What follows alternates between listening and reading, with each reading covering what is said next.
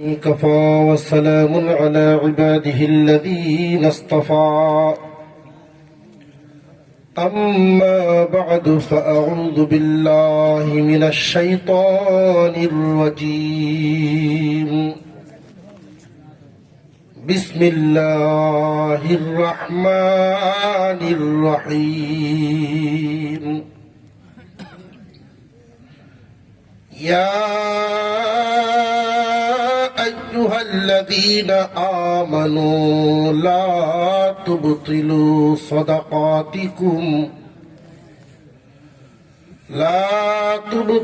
صدقاتكم بالمن والأذى صدق الله العظيم. وقال رسول الله صلى الله عليه وسلم أخلص دينك يكفك العمل القليل. وصدق رسوله النبي الكريم ونحن على ذلك من الشاهدين والشاكرين والحمد لله رب العالمين. اللهم صل على محمد وعلى آل محمد كما صليت على إبراهيم وعلى آل إبراهيم إنك حميد مجيد. اللهم بارك على محمد وعلى آل محمد كما باركت على إبراهيم وعلى آل إبراهيم إنك حميد مجيد. شهلتي صفورة কওমি মহিলা হাফিজিয়া ইতিমখানা মাদ্রাসার উদ্যোগে আয়োজিত ইসলামী সম্মেলনের শ্রদ্ধাভাজন সভাপতি সাহেব, উপস্থিত হযরত উলামায়ে কেরাম, সর্বস্তরের সুধী সমাজ, আল্লাহ পাকের দরবারে শুকরিয়া আদায় করি প্রচন্ড শীতের মধ্যেও আখিরি মোনাজাতের আশায় এতক্ষণ অপেক্ষিত আপনারা, এতক্ষণ পর্যন্ত যে আমরা এই মাহফিলে শেষ পর্যন্ত থাকতে পারছি বলি আলহামদুলিল্লাহ। এই সমস্ত মজলিস বড় বরকতি মজলিস, যেখানেই হয় এলাকার সমস্ত মাখলুকাত খুব খুশি হয় অংশগ্রহণকারীদের জন্য আল্লাহর কাছে মাগফিরাতের দোয়া করতে থাকে। সন্ধ্যার পর থেকে এ পর্যন্ত ধারাবাহিকভাবে কোরআন হাদিসের আলোচনা আপনারা শুনতেছিলেন। তো শেষ পর্যায়ে এসে আমি আপনাদের সামনে হাজির। আখিরি মুনাজাত পর্যন্ত কয়েকটা কথা, কুরআনুল কারীমের এক আয়াতের একটু অংশ তিলাওয়াত করেছি, নবীজির এক হাদিস। আমার তিলাওয়াতকৃত আয়াতে আল্লাহ বলেন, হে ঈমানদারেরা, তোমরা তোমাদের দান খয়রাত সদকা এগুলো নষ্ট করো না। দান খয়রাত সদকা এগুলো বিনষ্ট যেন না হয়, এদিকে খেয়াল রাখবা। টাকা উপার্জন করা যতটুকু গুরুত্বপূর্ণ একজন মানুষের জীবনে, সম্পদ উপার্জন করা যতটুকু গুরুত্বপূর্ণ, এর চেয়ে হেফাজত করা বেশি গুরুত্বপূর্ণ, রক্ষণাবেক্ষণ করা এর চেয়ে বেশি গুরুত্বপূর্ণ। 1000 লিটার পানির একটা ট্যাঙ্কি কারোর পরিবারে যদি থাকে, এর আন্ডারে 5টা 7টা 10টা ট্যাপ চলতে পারে। সবসময় কি আমরা ট্যাপ ছেড়ে রাখি? না প্রয়োজনে খুলি? প্রয়োজনে। বেশিরভাগ সময় ট্যাপ খোলা থাকে না বন্ধ থাকে? প্রচন্ড শীত, ফুস মাসের শেষ দিক আর মাঘ মাসের পয়লা পয়লা মুরব্বীরার মুখ শুনি মাঘ মাসের শীতে মহিষের শিং লড়ে। এটা মুরব্বীদের মুখের কথা, আমি দেখছি না কোনোদিন লড়তে বা লড়ে কিনা। মুরব্বীরা কয়, এতে বুঝলাম যে শীত খুব করা হয়। এমন শীতের রাত, তো 1000 লিটার পানির ট্যাঙ্কিটা ভরিয়া মোটর বন্ধ করছে ঠিক, কিন্তু কোন একদিক দিয়ে পানি পড়তেছে, শব্দ বোঝা যায়। তো স্বামী স্ত্রী দুজন লেভের তলে সোজা দুজনে শুনতেছে। পানি যে পড়তেছে এটা তারা টের পাইতেছে। একজন আরেকজনকে ঠেলায় যে তুমি বন্ধ হইলে তুই আও। সারাটা দিন আমি পানি আতাই, সবজি দহন, তাল দহন, পোলাপান গোসল করানি, তোমার কি একটু মায়াও লাগে না? এত ভাষণ খেললে আর তুলনামূলক ভাবে পুরুষের চাইতে মহিলা একটু দুর্বল, এটা কি তুমি জানো না? তুমি পুরুষ মানুষ, তুমি কে বন্ধ করে তুই আও। আর আমি গেলাম না। মেলা কোনে আমি আইটি আইসি বাজার, তো ঠান্ডা শরীর লইয়া লেফের তলে ঢুকছি, 2টা বিড়ি খাইছি, খায় শরীর গরম হচ্ছে। এইটা আমি ঠান্ডা করতাম। দুইজনের ঠেলা ঠেলিতে একটা ট্যাপ দিয়া বাথরুমের পানি যাইতে যাইতে সারা রাত এই 1000 লিটার ট্যাঙ্কির পানি এক ফোঁটাও সকালে পাবে না।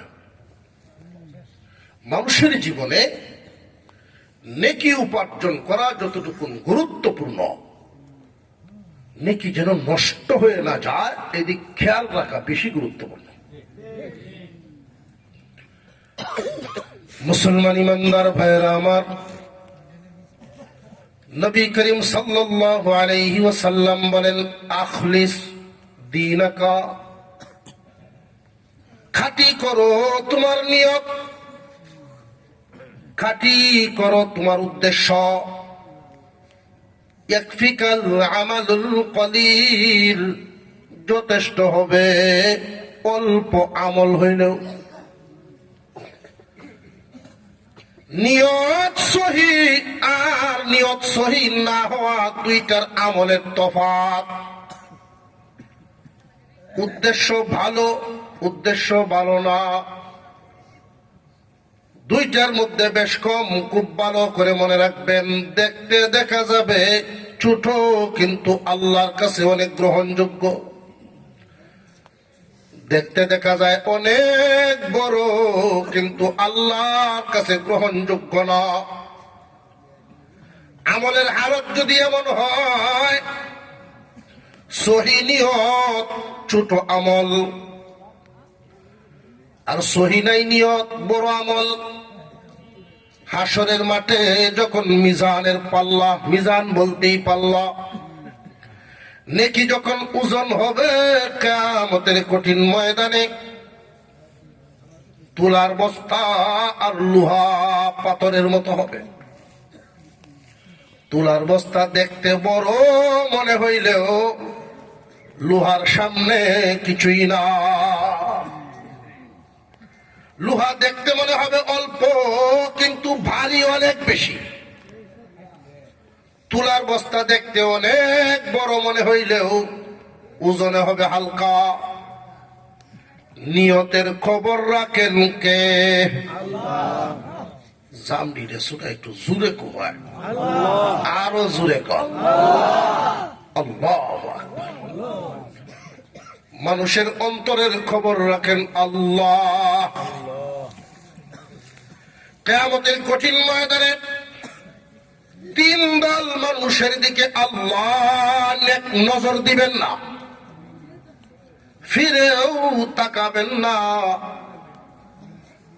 আল্লাহ রাব্বুল আলামিন এদের সাথে কথাও বলবেন না। এদেরকে পবিত্রও করবেন না। এর মানে কি?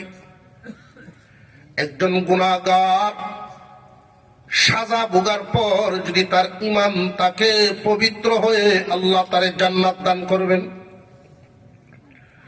গুনাহগার সাজা ভোগার পরে পবিত্র হবে, এর মানে হলো দুনিয়ার জমিনে লক্ষ্য করে দেখবেন আমরা লাকড়িও পুরাই, স্বর্ণ পুরাই, ঠিক না বেঠিক?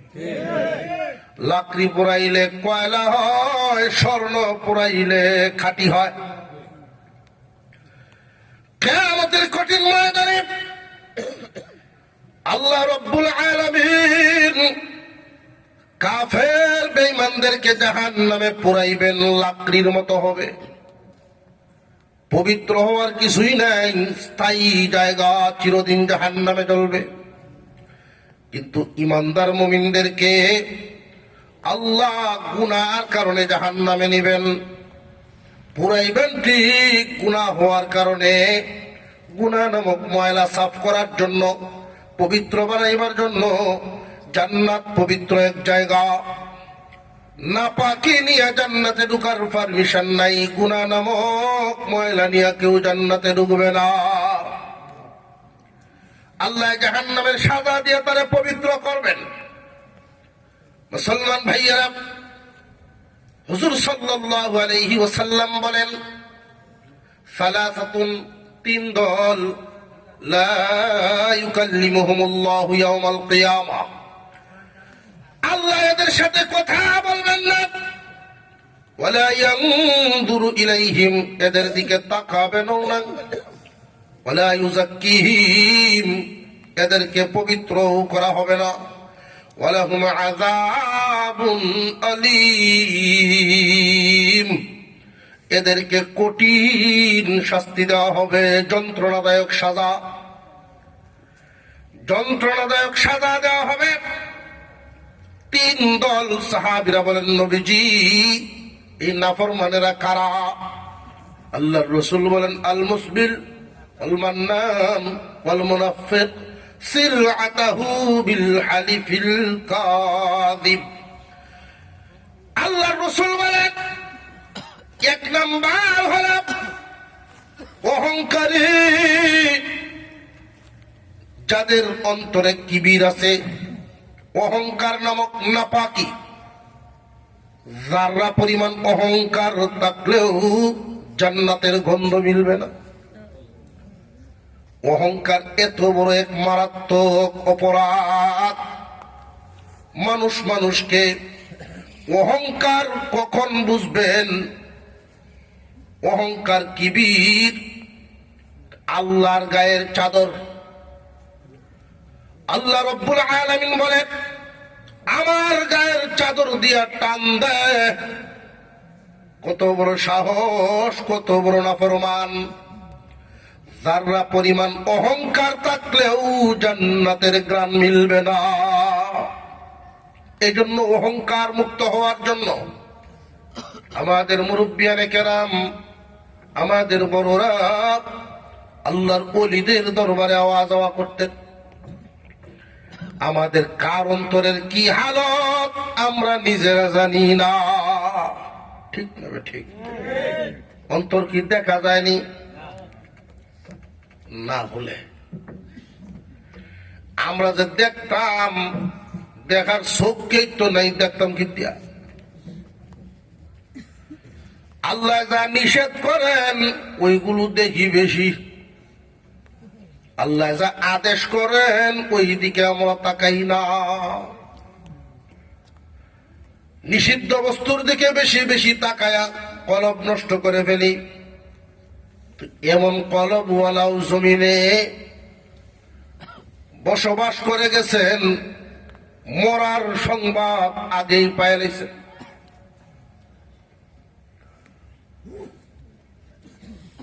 জুমার নামাজের সময় মুসল্লিদের উদ্দেশ্যে বলে দিয়েছেন, আগামী জুমার দিন সংবাদ যদি পাও আমার বাড়িতে যারা পারো দাওয়াত রেখো।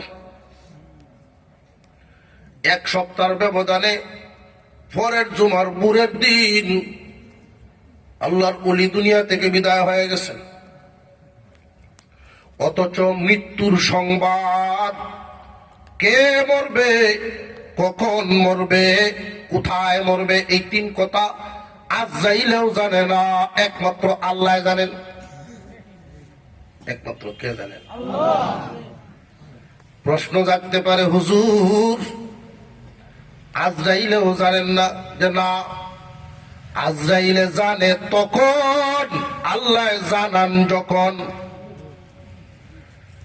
আল্লাহ তাহলে আজরাইলের আগেই বান্দাকে কেমনে জানালেন? এক কথা আমি আরো বলেছি বিভিন্ন মাহফিলে, আপনারা শুনবেন হয়তো, মানুষ যদি মানুষ হয় ফেরেশতার চেয়েও দামি হয়। মানুষের কলবের হালত, অহংকার আছে কি না, কর্মে প্রকাশ পায়, চলায় প্রকাশ পায়, বলায় প্রকাশ পায়। তবে এটা সব চোখে ধরতে পারবে না, আল্লাহর ওলিদের নজরে ঠিকই ধরা পড়ে। যারা এটা বুঝেছে অহংকার মুক্ত হওয়া দরকার, সরাসরি সরকারি হাসপাতালে চিকিৎসা না করাইতে পারলেও দেখবেন বাড়ি বেসুক, ঘর বেসুক, অসুখ হইলে প্রাইভেট হাসপাতালেও দৌড়ে মানুষ। এই বডির গুরুত্ব বুঝে, কলবের গুরুত্ব বুঝে না। এই কারণে আত্মার রোগ হইলে মানুষের খবরই নাই যে আত্মা রোগী হয়ে গেছে। যারা বুঝতে পেরেছেন পেরেশান থাকতেন। আমাদের এই বাংলাদেশের একজন গুরুত্বপূর্ণ ব্যক্তি ছিলেন, সর্বজন স্বীকৃত উলামায়ে কেরামের সেরতাজ মুহাম্মদুল্লাহ হাফিজি হুজুর রহমতুল্লাহি আলাইহি। নাম জানে না এমন খুব কমই আছে আগের মানুষ। হাফিজ হুজুর রহমতুল্লাহি আলাইহি গেলেন থানভী সাহেবের দরবারে। আল্লামা আশরাফ আলী থানভী রহমতুল্লাহি আলাইহি মুরিদ করলেন। একসাথে তারা 10 জন আলেম আমাদের এই দেশ থেকে গেছিলেন। 10 জনের মধ্যে মুহাম্মদুল্লাহ হাফিজি রহমতুল্লাহি আলাইহি কোরআনের হাফেজ, তিলাওয়াত বড় মধুর। থানভী সাহেব রহমতুল্লাহি আলাইহি থানা ভবন মসজিদের ইমামতির দায়িত্ব দিলেন, যে কয়দিন থাকবেন মেসাব আপনি নামাজ পড়াইবেন। হঠাৎ করে কয়েকদিন পরে একটা কাগজের টুকরার মধ্যে লিখা খাদিমকে দিয়ে পাঠাইছে, মুহাম্মদুল্লাহ দিয়াও। কাগজের টুকরার মধ্যে লিখা আছে, ও মুহাম্মদুল্লাহ, ইমামতি আর আগামী নামাজ থেকে তুমি করবা না, ওয়াক্ত থেকে ইমামতি বাদ। দেখেছি তোমার কলবে অহংকার আছে। প্রত্যেক ওয়াক্ত সালাম ফিরাইবার পর মুসল্লিদের দিকে ফিরে দাঁড়াইয়া মুসল্লিদের কাছে দোয়া চাইবা, আল্লাহ যেন তোমার অন্তরকে অহংকার মুক্ত করে দেয়। প্রতি ওয়াক্তে আমল শুরু হয়ে গেল। খানকার পাশেই মাদ্রাসার ছাত্ররা দেখে ওদের মুখস্থ হয়ে গেছে। 5-6 ওয়াক্ত যখন দেখছে, এক ছাত্র আরেক ছাত্ররে তখন কয়, এখন একজন অহংকারী মৌলবী দাঁড়াইব, অহংকার মুক্তির জন্য দোয়া চাইব।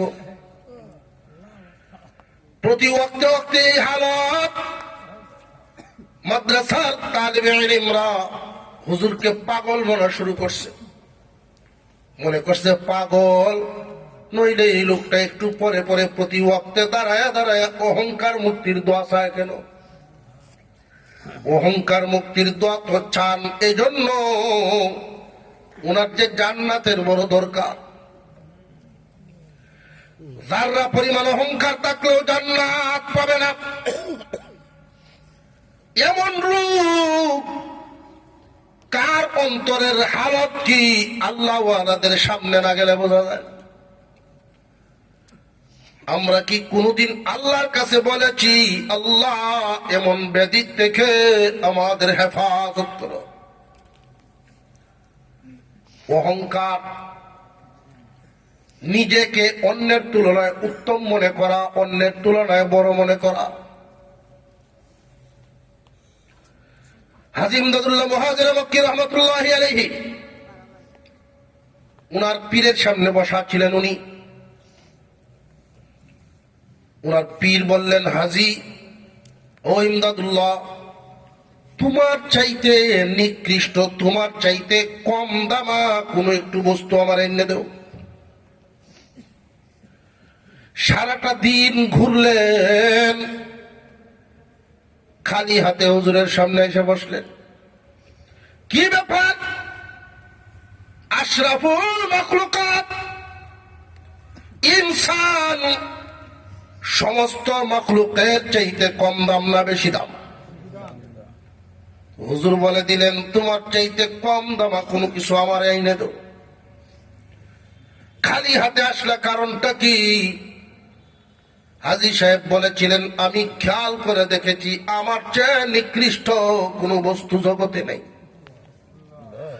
আর যদি আমি জান্নাতি হয়ে যাই, আমার চেয়ে উত্তম কোনো কিছু নাই। আমি জান্নাতি হব না জাহান্নামী হব তা তো জানি না।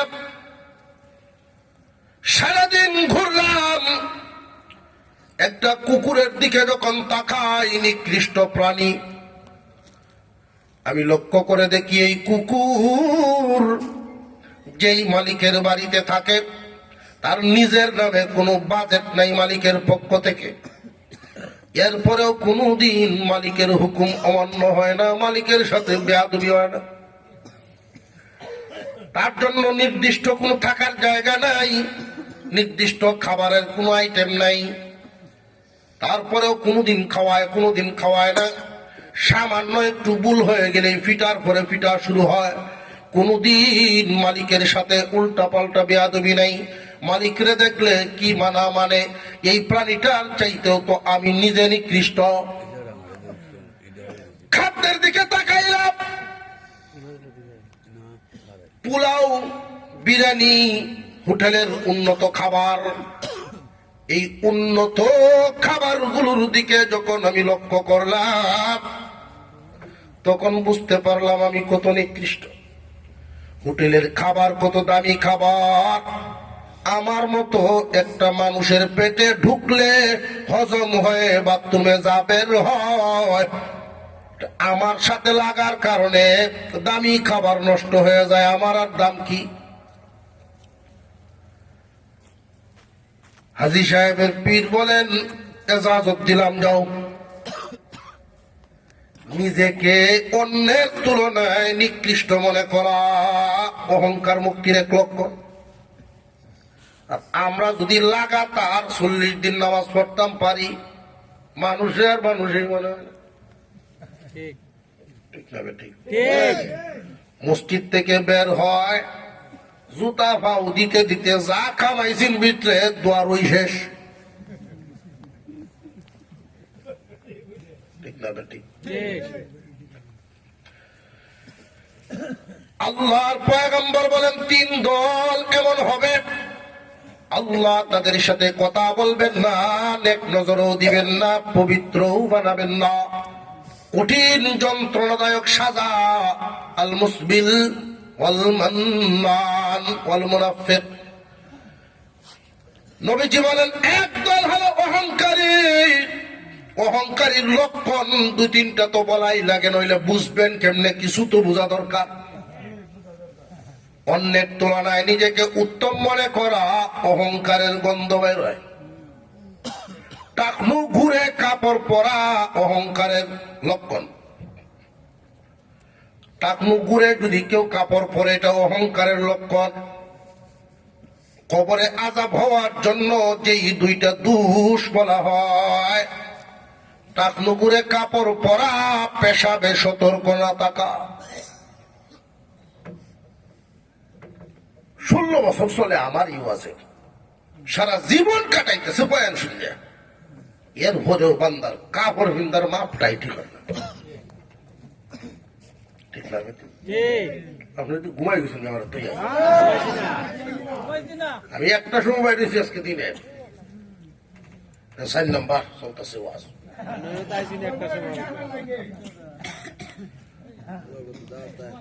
মহানের সাথে কথা আছেন যে 11টা 11:15টার মধ্যে। এই ভাই যে আমার আইনে তুই দরবার হবো আগে তো আমি জানি না।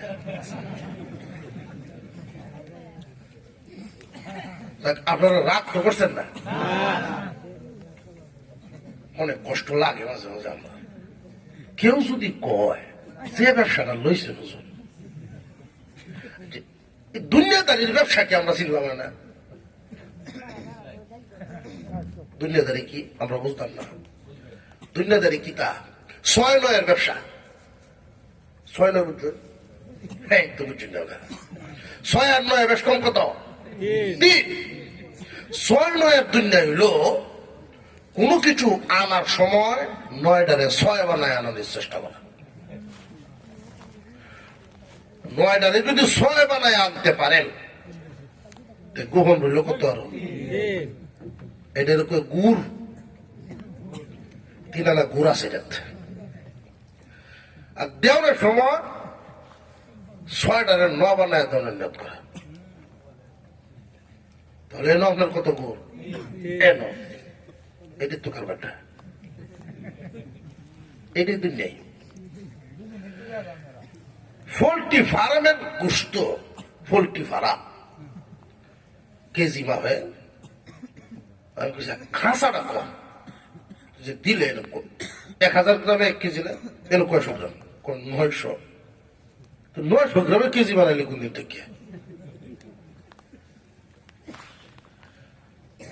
এই বাটপাড়ি কেনা না করতে পারবো, কিন্তু টুপি মাথার দিছি, আলেম বানাইছে আল্লাহ, কালো অক্ষর বানাইছে দেখিয়া এই বস্তুকে দিচ্ছেন। ওইভাবে তিলে তিলে ঠকায়া যদি আমি সম্পদের পাহাড় করি, যাওয়ার সময় কিচ্ছু যেত না সাথে। এই কলেজের ছাত্র হয় হাজার হাজার, কিন্তু শিক্ষার লাইনে কি সবাই লাগে? শিক্ষা ব্যবস্থায় সবাইকে আল্লাহ কবুল করেন না। মাদ্রাসার লাইনে ইলম অর্জন করনেওয়ালা বহুত উলামায়ে কেরাম, কিন্তু ইলমে দ্বীনের খেদমতে সবাই লাগে না। ইলমে দ্বীনের খেদমতে তারাই লাগে উস্তাদদের দোয়া থাকে যাদের পাশে। বাকিরা অন্যান্য কাজে বড় হইতে পারবে। কলেজ থেকে বের হয়ে মাস্টারি পায় কেউ, শিল্পপতি হয় কেউ। যারা মাস্টারি পায়, শিক্ষা ব্যবস্থায় থাকে, তারা বিশেষ পার্সন, উস্তাদদের দোয়া আছে তাদের সাথে। হুজুর শিল্পপতি হচ্ছে 1000 কোটি টাকার মালিক, আর এই মাস্টার যে সাহেল দৌড়ানি শুনেছেন প্রাইমারি, এটা দিয়ে রিটায়ার হয়েছে। উস্তাদদের দোয়া পায় করলো নাকি? প্রশ্ন জাগে না? প্রশ্নের উত্তর হলো উস্তাদের দোয়া পাওয়ার কারণে মাস্টার হয়েছেন, শিক্ষায় জীবন কাটাইছেন। যদিও তার সাথী অন্যরা 1000 কোটি টাকার মালিক হয়েছে, তো উনি 1000 ছাত্র শিক্ষক হয়েছে। 1000 কোটি টাকার মালিক হওয়া আর 1000 ছাত্রের উস্তাদ হওয়া এক না, বহুত তফাৎ। আমাদের এই দেশে শিক্ষা ব্যবস্থার মধ্যে কওমি দ্বারা, এটা জনগণের অর্থের দ্বারাই চলে, অর্থের মাধ্যমে চলে। মসজিদ জনগণের অর্থের মাধ্যমে চলে, কিন্তু কলেজ ভার্সিটি কি আসমান তৈয়াতে যায় কেউ? কলেজের শিক্ষকের বেতন, প্রাইমারি শিক্ষকের বেতন জিনেদে যায়? এটা জনগণেরই, জনগণেরই, কিন্তু প্রক্রিয়া ভিন্ন। আমাদের টাকায় সরকার নিয়ে তাদেরকে দিচ্ছে, আর কওমি মাদ্রাসা মসজিদগুলো আমরা সরাসরি দিচ্ছি, কারণ সরকারের নজরে কওমির দরকার নেই। বুঝে আসতেছে? কারণ সরকার যেমন, নজর এমনই। আমাদের এই ভূখণ্ডে বাংলাদেশে স্বাধীনতার পর থেকে ইসলাম কি বিজয়ী না পরাজিত? বুকে হাত দিয়ে সত্য কথা বিবেক জাগ্রত করে বলবেন, ইসলাম পরাজিত। ৯৫ ভাগ মুসলমানের দেশে ইসলাম বিজয় হতো তখন, কোরআনের আইন শাসন ব্যবস্থা চালু হইত তখন। বেশিরভাগ পার্লামেন্টিয়ান সংসদে ঢুকে যারা ইসলামের গুরুত্ব বেশিরভাগই বুঝে না তারা। প্রেসিডেন্ট জিয়াউর রহমান সাহেব উনি চিঠি লিখছিলেন, একজন ক্যাপ্টেন বরুণা সাহেব রহমতুল্লাহ আলাইহির কাছে গেছেন সিলেট। হুজুর, প্রেসিডেন্ট সাহেব চাচ্ছেন কোরআন হাদিসের শাসন ব্যবস্থা কায়েম করবেন, সেই অনুযায়ী যাতে দেশ চালাতে পারে, আপনি লিখিত একটু পরামর্শ দেন। আল্লাহর ওলিদের নজর, বলছিলাম না, ফেরেশতার চেয়েও দামি হয় মানুষ যদি মানুষ হয়। এরা নজর তো বহু দূর দূরান্তের নজর। উনি সাথে সাথে জবাব দিলেন, যে মতো আলেম না, কোরআন হাদিস দিয়ে দেশ কেমনে চালাইব, তার মর্জি ভাবে চালাইতে থাকুক, যান। ক্যাপ্টেন বিদায়, নট এলাও। কোরআন হাদিসের বুঝেই নাই বেশিরভাগ পার্লামেন্টিয়ানের। ওযু কেমনে ভাঙ্গে কোন কারণে এটাই তো বুঝে না, শুধু ইলেকশনে টুপি মাথার দেওয়া কতক্ষণ বুঝে। ইসলামের মূল্যবোধ গুরুত্ব যদি থাকতো, কওমি মাদ্রাসা এই বাজেটের একটা অংশ, কারণ ওইটাও জনগণেরই, কলেজ ভার্সিটিতে দিতে পারে, এই প্রতিষ্ঠানগুলো তো দিচ্ছে না কেন? বাথরুমের জন্য আমাদের টাকা দিতে হয় কেন? বিল্ডিং এর জন্য আমাদের টাকা দিতে হয় কেন? কারণ এটার গুরুত্ব, এই দিনের গুরুত্ব এদের মাথায় নেই। আল্লাহ তাআলা এমন ব্যক্তিদের জন্য কবুল করেন আমাদের এই ভূখণ্ডকে, জমিনকে। ৯০-৯৫ ভাগ মুসলমানের দেশ, মুসলমানের অন্তর বুঝে, মুসলমানের দিল বুঝে, মুসলমানের প্রয়োজন বুঝে এমন ব্যক্তি মুসলমানের আমির নেতা হওয়া দরকার। আল্লাহ কবুল করুক। মুসলমান ভাইরা, অহংকার মুক্ত দিল। ২ নাম্বার, দান করে কুটা দেয়। দান করে যারা কুটা দেয়, এমন মানুষ আছে না নাই? বলে বলে বেড়ায়, প্রকাশ করে, প্রচার করে। ৩ নাম্বার, যারা মানুষকে ধোঁকা দিয়া মাল বিক্রি করে। ২০ মণ ধানের একটা টাল সহালে আইব ব্যাপারী, বস্তা ভরে মাপে নিব। ২০ মণ ধানের মধ্যে ১ কলসি পানি ঢেলে দিচ্ছে, টালটা ১ কলসি পানি ঢেলেছে, রাইট। ওজন কতখান বাড়ে আল্লাহ জানে, কিন্তু এর ভিতর তো খুব খারাপ, ঠিক না বেঠিক? মানুষকে ধোঁকা দিয়া ৩ নাম্বারটাকে ১ নাম্বার কইয়া লাগাইয়া দেয় খাঁটি, এটা খাঁটি ১ নাম্বার। আসলে জিনিস ৩ নাম্বার। ধোঁকা দিয়া মাল বিক্রি করে, মানুষকে ধোঁকা দেয়, এমন মানুষের দিকে আল্লাহ তাকাবেন না, কথাও বলবেন না, পবিত্রও করবেন না। এর মানে কি? পবিত্র না করার মানে হলো জাহান্নামেই থাকবে। এটার আরেকটা ইঙ্গিত হলো ঈমান নিয়ে মরবে না, ঈমান হারা হয়ে মরবে। কারণ ঈমানওয়ালারা সাজা কেটে মুক্তি পাবে। যা করব আমরা একমাত্র কার জন্য? শুরু যে করছিলাম বয়ান, আমল যদি খাঁটি হয়, অল্প আমল যথেষ্ট। উদ্দেশ্য থাকবে কাকে খুশি করার জন্য? আরো জোরে কর। মুসলমান ভাইয়েরা আমার, মানুষের ইবাদত ৩ ভাগে বিভক্ত। এই আলোচনা শেষ।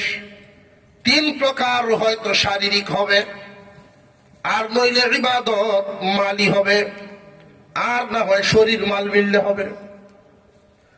শারীরিক ইবাদত স্বাভাবিকভাবেই বোঝা যায়, শরীর দ্বারা যে ইবাদত হয়, রোজা, নামাজ, জিকির, কোরআন তেলাওয়াত। ঠিক না ঠিক?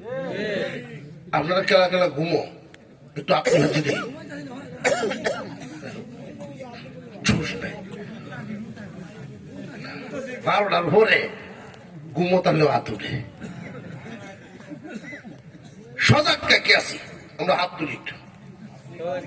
মাশাআল্লাহ মাশাআল্লাহ মাশাআল্লাহ মাশাআল্লাহ।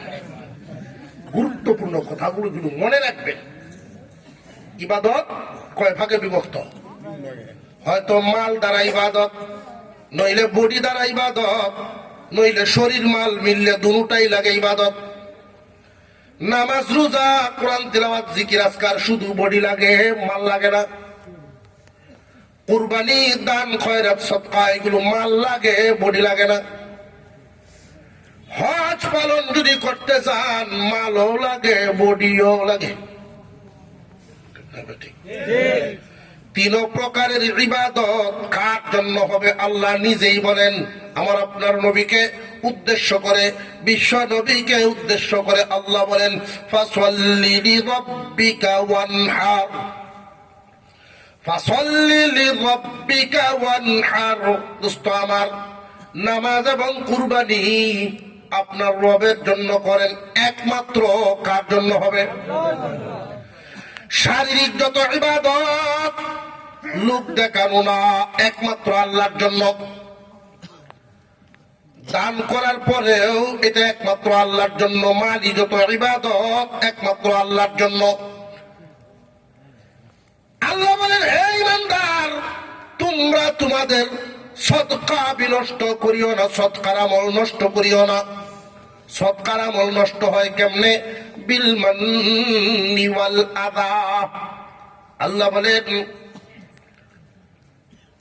কুঠা দেওয়ার মাধ্যমে, প্রচার করার মাধ্যমে, কুঠা দেওয়ার মাধ্যমে এটা অহংকারের বহিঃপ্রকাশ।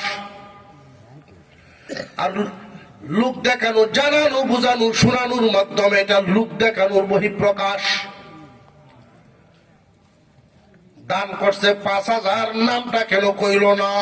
হুজুরের সাথে কাজে রেখেছে, আমার নামটা তো শুনলাম না। আসল উদ্দেশ্য, দান করার আসল উদ্দেশ্য কি? কাকে খুশি করা। তবে জেনে রাখবেন, দিনের কাজে যদি কেউ বক্রতা করে, বিরোধিতা করে, কাজটা কি? দিনের বিরোধিতা করলো, ব্যক্তির বিরোধিতা হয় না, এটা দিনের বিরোধিতা হয়। মুহাম্মদুর রাসূলুল্লাহ সাল্লাল্লাহু আলাইহি ওয়াসাল্লাম 40 বছর বয়সের আগ পর্যন্ত কোন শত্রু কিন্তু ছিল না। যে 40 হয়েছে শত্রুতা শুরু হয়েছে। ব্যক্তি মুহাম্মাদের কোন শত্রু নাই, শত্রুতা হলো দিনের। সাবধান, কেউ যদি দিনের বিরোধিতা করে, প্রথমত ঈমান যায়। প্রথমত কি যায়? ঈমান, আমল সব বিনষ্ট। এমন ডাকাতি অপরাধী কে করে? খুব সাবধান। শয়তানের দুকা দিয়া এমন গন্ডগোল বাজাইবে, এমন কাজ করবে। আমরা তো আসল নকল বুঝতে রাজি না। আধা কাপ চা লইয়া কাজ জ্বালাই গিয়া মসজিদ বানাইলে। এই মসজিদ চলার উৎস কি? এই ফিকির করি না। মিনিমাম 4 থেকে 5,000 মানুষের গ্রাম, একটা জামে মসজিদ হবে। 5,000 মানুষের বসবাস, এমনকি 10,000 হোক না, একটা জামে মসজিদ হবে। সপ্তাহে একদিন জুমার নামাজে শামিল হবে। জুমার জন্য মাজুর ব্যক্তিদেরকে মাপ দেওয়া হয়। বুঝে আসতেছে? সুস্থ একজন সবল মানুষ 7 দিন পরে একবার কি জুমায় যাওয়া কি অসম্ভব না সম্ভব? প্রতিটা পাড়ায় পাড়ায় থাকবে 5 জায়গার মসজিদ। এই 5 জায়গার মসজিদ গুলোই হবে আমাদের মুসলমান বাচ্চাদের পড়াশোনার মক্তব। সপ্তাহে একদিন যদি এমন একজন খতিব খুতবা দিতেন 5,000 মানুষের মসজিদে, যিনি পুরো একটা ইউনিয়ন চালানোর যোগ্যতা রাখেন, এমন একটা এরিয়া থাকবে মসজিদের ভিতর বাহির সমান জায়গা, বড় ধরনের কোনো গন্ডগোল থাকলে খতিব সাহেব জুমার নামাজের পরে উপস্থিত ব্যক্তিদের সামনে উনি সমাধান করে দিবেন, 7 দিনের জমা সব একসাথে শেষ হবে। ওইটা ছিল কেমন সুন্দর! কে বিনষ্ট করলো এই সৌন্দর্যতা? আমাদের অন্তরে রোগের বাসা। আল্লাহ আমাদেরকে সহি বুঝতেন, বলুন আমিন। বিশেষ করে তারাইল উপজেলা, উলামায়ে কেরামের উপজেলা, যেই ঘরে মাল থাকে ওইখানেই সুদ ঢুকে। আল্লাহ পাক এইখানে ধোঁকা বেশি দিবে। আমি অনুরোধ করব, যাদের অন্তরে এমন তাকে, যার একটা দিনের কাজ বিদায় করার জন্য, বাধাগ্রস্ত করার জন্য এমন যদি উদ্দেশ্য হয়, আমরা সকলে দোয়া করে দিব আল্লাহ যেন এই রোগ বের করে দেন, নইলে তার জন্য ক্ষতিকর। আমার কাছে দোয়ার জন্য যদি আসেন যে হুজুর দোয়া করবেন, একটা মাদ্রাসা করতাম। আপনার উদ্দেশ্য কি নিজের জন্য করবেন না জাতির জন্য করবেন? এটি কি করলেন? যদি নিজের জন্য হয় তাহলে এটা আপনার ব্যক্তিগত ব্যাপার, আমার যাওয়ার দরকার নাই, আপনারটা লাইল না। আর যদি আল্লাহ সন্তুষ্টির জন্য জাতির উপকারার্থে করেন তাহলে আমার কিছু কথা। আশপাশে কতটুকুন জায়গার ভিতরে প্রতিষ্ঠান নাই যে আপনার প্রতিষ্ঠানের প্রয়োজন পড়তেছে? আশেপাশে কতটুকুন জায়গাত নাই? যদি আশেপাশে এমন প্রতিষ্ঠান থাকে, এই এক প্রতিষ্ঠানেই আশপাশের সকল বাচ্চাদের খেদমত যথেষ্ট, তাহলে আপনি আপনার অর্থ, সামর্থ্য, শক্তি সম্পূর্ণ ওইটা ব্যয় করেন, ওইটা দিয়ে অ্যাড করেন, আরো শক্তিশালী বানান। একটা গ্রামের ভিতরে যদি 4-5টা হয় তাহলে এই গ্রামের মানুষের দানের অর্থটা ভাগ হয়ে গেল। দানের অর্থটা যদি একটাকে, আমাদের একজুট থাকলে মজবুত হয়, বিষয়টা সুন্দর হয়। 5000 মানুষের এরিয়ার একটা জামে মসজিদ শান শৌকতওয়ালা, গম্বুজওয়ালা বানানো যাবে। একটা পাপিষ্ঠ মানুষ মসজিদের সামনে গেলে অন্তরটা তার কেঁপে উঠবে। আর ভাড়ায় ভাড়ায় যদি শুরু করি আমরা নিজেদের জেলাসির কারণে, উদ্দেশ্যই নষ্ট, কবুল তো প্রথমেই নষ্ট, কবুল হইতো না।